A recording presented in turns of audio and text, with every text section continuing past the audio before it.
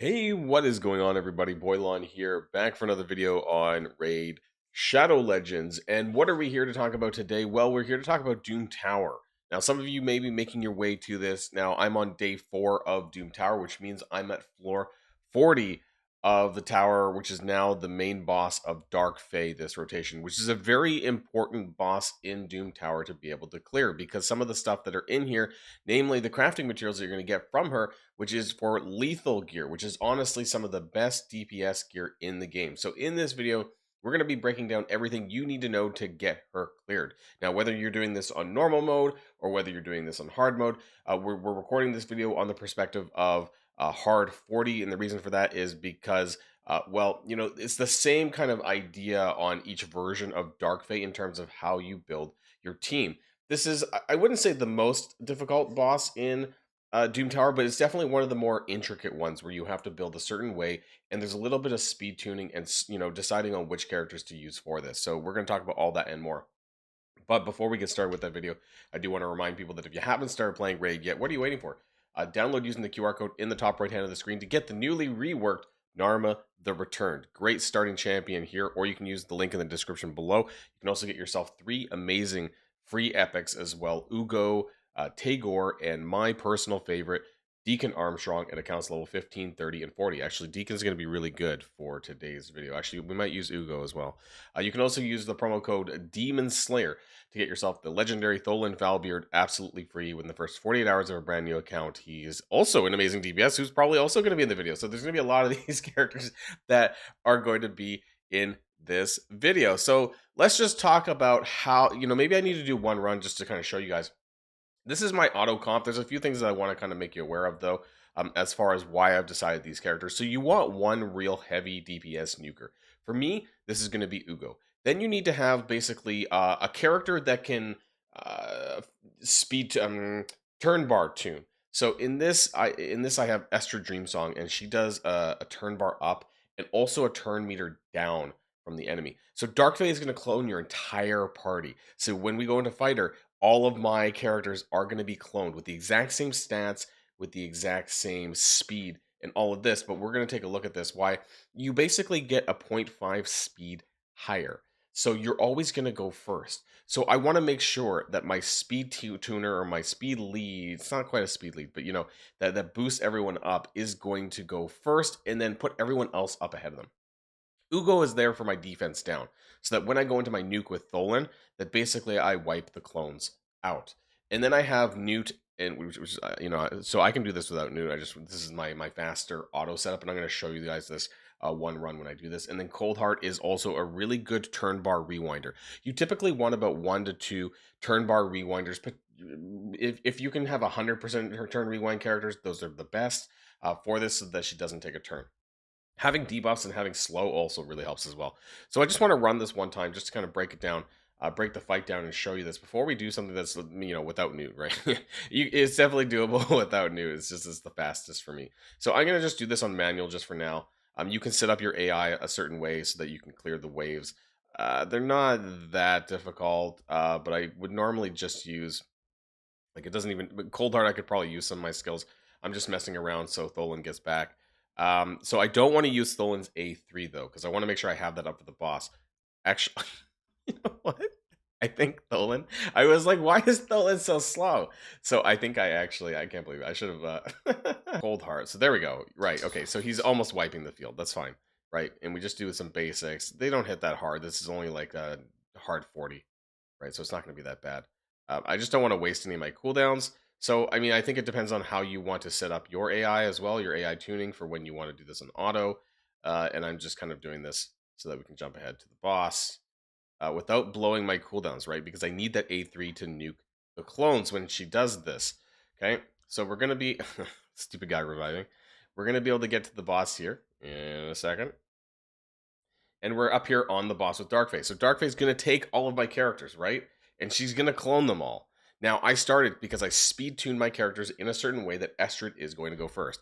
Now, Estrid does do this buff, which gives me a 15% turn meter increase, also gives me a speed up, and it gives me an extra turn. And now I'm going to go into my A2, which is basically going to rewind them and also place a speed down and weaken. So that sets things up pretty well. And then second, I have Ugo speed tune to go next. And this is important because you're going to place the defense down, or try anyways, depending on affinities, and making sure that you can nuke them with your big nuker. For me, this is Tholen. Now, for other people, this could be Mikey. And we'll talk about this because I've been talking with some of the people in my clan who are a bit newer who are using Mikey, and can be a bit hard to kill him. That's the only problem. But here I'm going to go into my Tholen A3 nuke, and it's going to just completely blast the field here, right? Like, or shit. Oh, okay. So because of his passive, he does actually do an A1 for every 3 turn, or if it lands a weaken, I forget. Anyways, but so he had to do that before the A3, and so he was dead anyways. Now at this point in time, I try to keep Dark Fae's turn meter in check. So I normally would lead at least with Newt's A1. So this does a pretty good turn bar reduction. You want characters that can do this. And also on hard mode, I believe she only takes a 50%. Yeah, the turn meters are cut in half, I believe.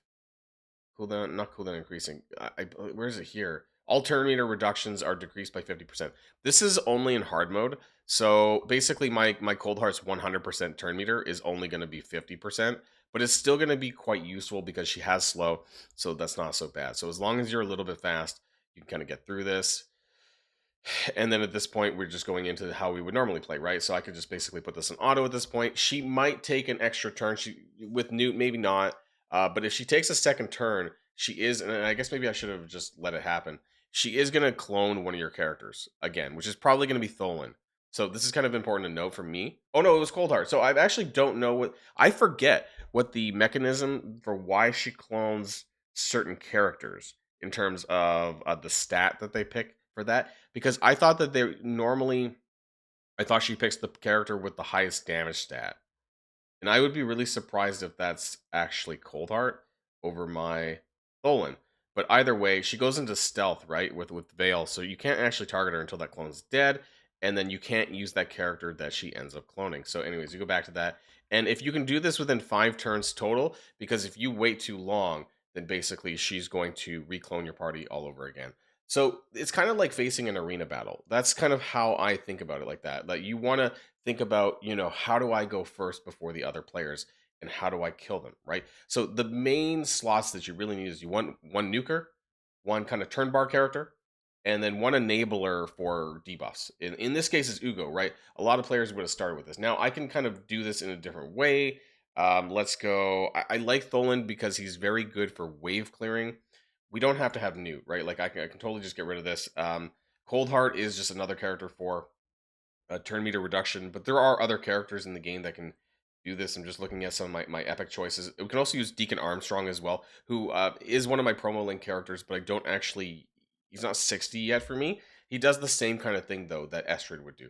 So he does do the fill turn meter up and then the turn meter down. And actually what's great is that he also does a defense down. So he's kind of like Ugo. He actually combines what you want from Ugo as well. So Deacon Armstrong is a very great character to use for Dark Fae. Just make sure that he is speed tuned to go first. That's the most important thing there. Other characters that you can use for turn meter rewind that is, not Newt and things like that. There is a lure. Now, I don't really use her that much, but I do want to point her out. Allure is a really amazing champion here because, can I shortcut to that? Yeah.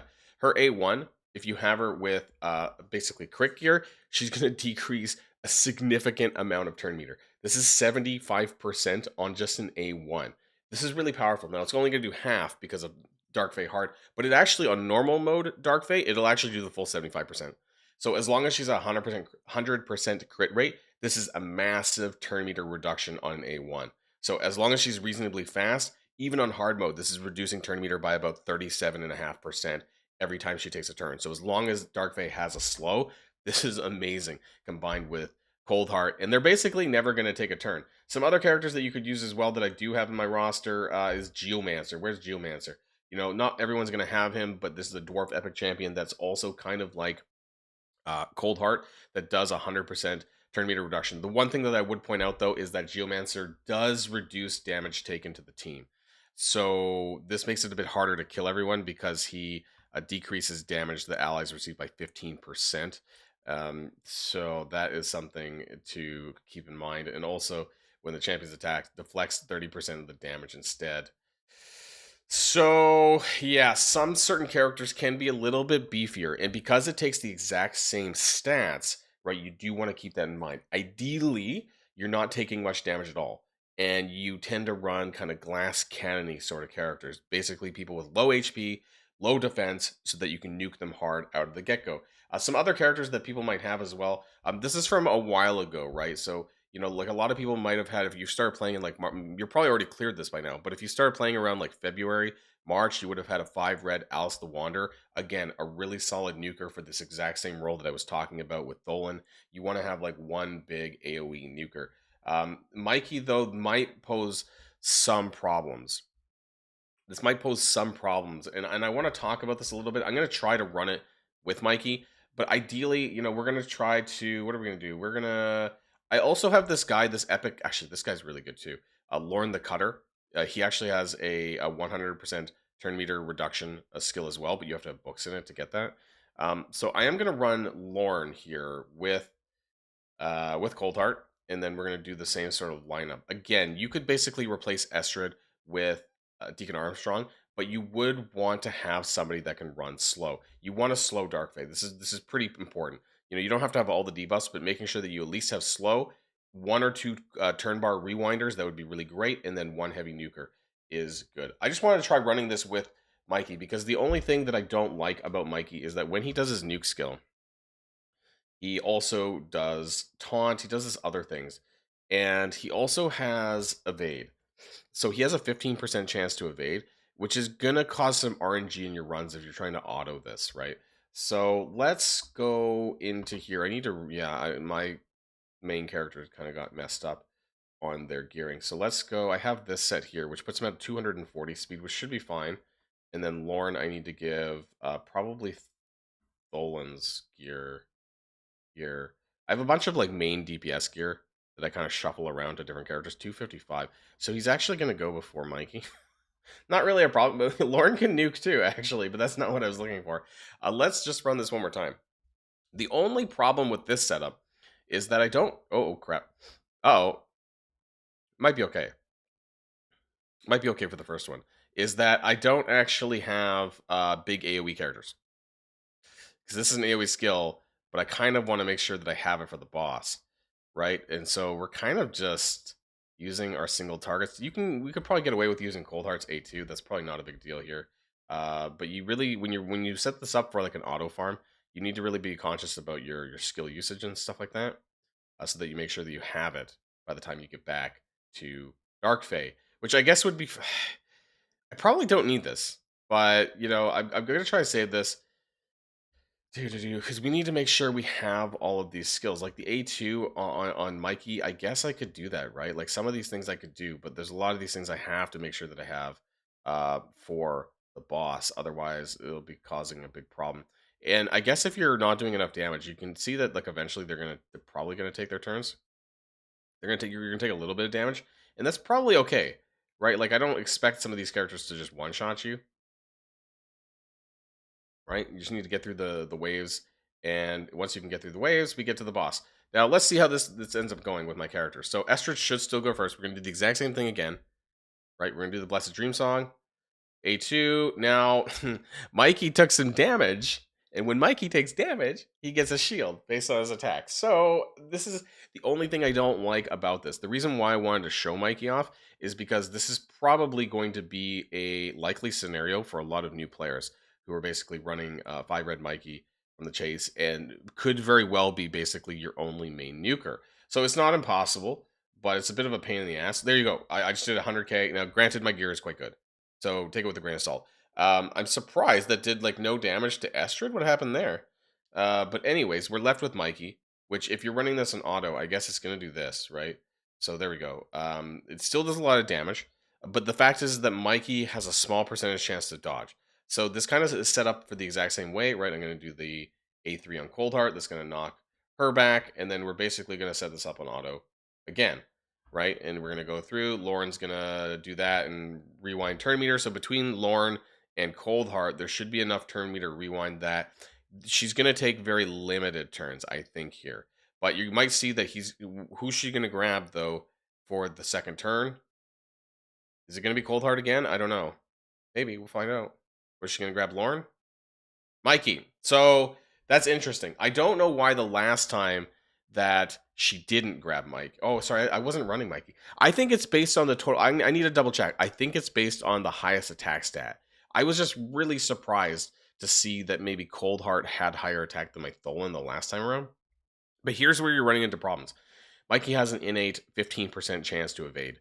If he happens to take a turn, that's probably going to be pretty disastrous for you, but not impossible. And hopefully with the other characters that you have on your team that you can kind of gang up on him and eventually kill him, right? That's basically, if he's set up with low defense, low HP, then you kind of just need to kind of hit him a couple times and he should fall over and we go back to normal. And you can see that the cooldown's on the top hand of the screen here, that as long as you're doing this within 5 turns, right? Or four or 5 turns here, that you can do this before she clones the entire team again, right? You know, you don't want that to happen. So you want a mixture of this turn bar rewind so you can get this done. It's just really important to do it that way. And I just want to double check my stats here just so we can clarify once and for all about the cloning. And I guess we got Mikey here.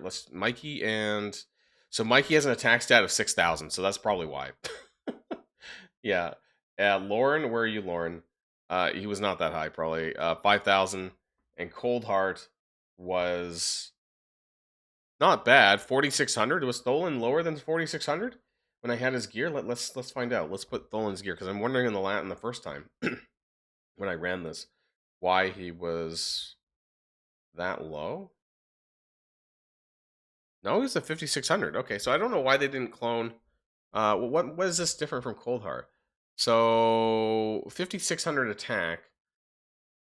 Crit, is it a crit thing? I should have looked this up before I did the video. 270% crit. I don't think so. There's no way my Cold Heart is high. No. 239% crit damage. What was Tholen again? Yeah, Tholen had much higher than that. Okay, so I was pretty sure it was the highest attack stat. So I don't know why Tholen didn't get cloned the first time, but Mikey for sure had the highest attack stat on the second time when you got grabbed. So that's something to watch out for in terms of making sure. It might have been it's not the leader position because Tholen was in the leader position last time as well. I'm not entirely sure. Someone can remind me in the comments down below what kind of determines that single clone and what's the stats for that, because I found it a bit weird when Cold Heart got cloned over Tholen on the first run, but that's just me. So hopefully some of this helped you at least to kind of prepare for Dark Fae, because this is honestly some of the best stuff in the game that you need to be farming in this tower of Doom Towers rotation. It's super important. Lethal gear is absolutely amazing for all DPS characters, and also this is a good strategy that you can use on basically all versions of Dark Fae. It's the same fight. She just has a little bit more HP, and if she takes a turn, she does a little bit more damage. That's it. Her defense is a little bit higher as well. Otherwise, it's the same mechanics. It's the same kind of idea that you want to set up in terms of your run for Dark Fae. That's going to be it for this video, but before we go, don't forget to check out the QR code in the top right or in the link in the description below to get yourself a reworked Narma the Returned. You can also get 3 other amazing epic champions, some of them which we talked about today: Ugo, Tagore, and my personal favorite, Deacon Armstrong, at accounts level 15, 30, and 40. And don't forget, you can get yourself the amazing DPS Tholen Falbeard by using the promo code Demon Slayer within the first 48 hours of a brand new account. That's going to be it for me, everyone, and I'll see you guys all on the next video. And if you like this video, make sure you hit that subscribe button if you haven't already, and you'll be greatly helping out the channel. Have a great day, and I'll see you guys on the next one.